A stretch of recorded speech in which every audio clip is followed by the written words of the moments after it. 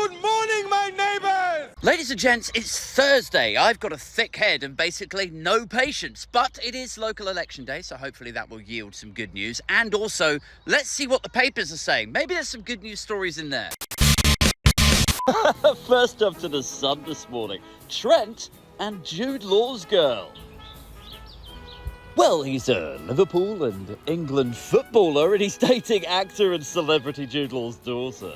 Oh, I don't care! Over to the Times now. After clashes in the US, British students begin their Gaza sit-ins. Okay, this is the story that American college students who organised these sit-ins in protest at the murder of women and children buried in rubble in Gaza. Well, their sit-ins are now being replicated by British university students. And surprise, surprise, both of them are being demonised by the right-wing press as though they love Hamas. Like, just imagine being one of these oxygen-starved, backward-thinking, frontal lobeless morons who are cognitively prohibited from seeing anything with any nuance. Everything is just black or white. It's a 1 or a 0.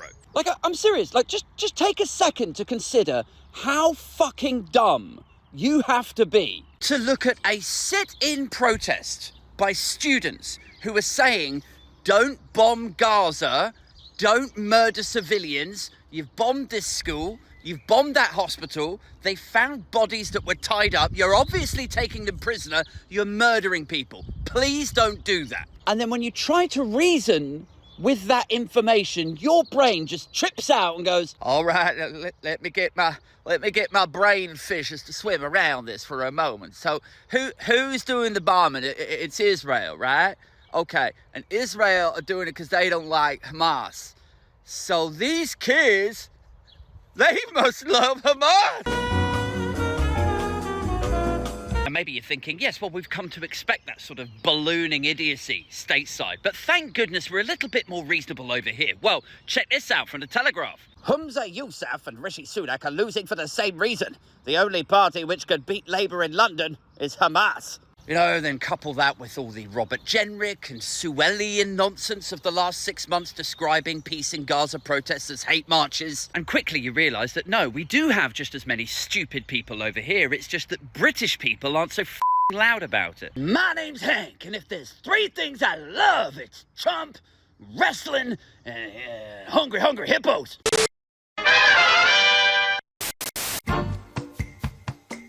The Guardian also covered this story today. Hundreds of students arrested at US protests. Although somewhat thankfully, they haven't mentioned the British version. Are you guys familiar with the anomaly of the British version? It's when we in the UK look over stateside and we go, oh, okay, Pimp My Ride. That's where an internationally famous rapper throws $100,000 at old bangers and gives them 2-tone paint jobs. Or late night TV with a comedian behind a desk with a microphone and the city behind him, or a sitcom like The Golden Girls. We look at something that's been successful and syndicated across the world and we go, oh yeah, we should try and do that over here. Then they wrap a piddly little England and Wales budget around it.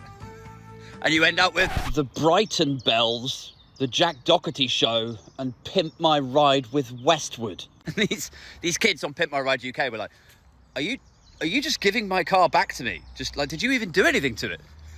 What did you do? Oh, the fluffy dice. Yeah, okay, great. Yeah, I love fluffy. Oh, and you sellotaped a CD player to the top, have you? Okay, cool. All right, why is there a 17-year-old in the boot? Anyway, yes, I'm sorry to tell you, these sit-ins are just the latest instance. But that doesn't mean there's not good intentions behind it and that the sit-in protests aren't broadly good. I mean, a lot of good has come out of shamelessly aping Americans. Bush made an entire career out of it. Finally, to the Mail, the day that Rwanda became a reality. And this is the misleading misrepresentation of events that took place yesterday in reference to the Rwanda bill that became law 2 weeks ago. Because the Mail are heralding it as an active policy, that it is achieving what it set out to do. The first migrants have been handcuffed and detained in dramatic raids, it says. There were images and videos yesterday of the raids which were released just in time for the local elections, which I'm sure is just total coincidence. And a lot of people like Home Secretary James Cleverly pretending that this is now a roaring success story. Unfortunately for him, the reality is that the one person who's actually been sent to Rwanda was paid £3,000 to go. His situation was not that he had claimed asylum but been unsuccessful, and then they'd captured him, caught him, and forced him to Rwanda, which was very much the narrative that the government and the right-wing press were weaving. This one guy's situation was that he ostensibly volunteered to go. And when you couple that with Kemi Badenoch's assertion that Rwanda is actually a very safe, lovely country, then you get into this weird area where it's like, well, okay, how could it be a deterrent then? And if it's not a deterrent, how is it going to stop the boats? And if it is such a successful policy, how come the only person that's gone there so far is the guy that's like, yeah, I wouldn't mind actually, to be honest. Like, when you consider, there's nothing stopping that guy from coming back to the UK again, by the way. So basically what we've done is we've paid a man £3,000 to go to Rwanda. Like, the policy is so bad. And it really gets you thinking, doesn't it? Like, what is this the British version of?